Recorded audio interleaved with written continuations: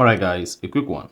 Here, I'll detail how to reset frequently used emoji on iPhone. So, if you have this frequently used emoji on your iPhone, and now you want to reset it to start all over again, to start accumulating your best choice of emojis, then here's a video for you. So this video will walk you through how you can remove your used or most used emojis from your iPhone keyboard. So if at the end of this you found this offer informative, please don't forget to like and then subscribe.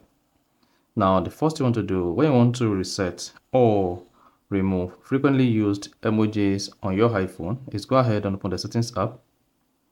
Once you open the settings app, scroll down, locate and click on general. Under general, scroll down the page. Now you want to locate and click on transfer or reset iPhone. Then locate and click on reset. Once you click on reset, you need to reset your keyboard dictionary. Now, once you reset your keyboard dictionary, this is going to reset frequently used emojis on your iPhone. So click on reset keyboard dictionary. Then you'll be prompted to type in your iPhone passcode. Go ahead and do that. After that, hang on, the spot that says enter screen time passcode if you turned on screen time passcode on your iPhone.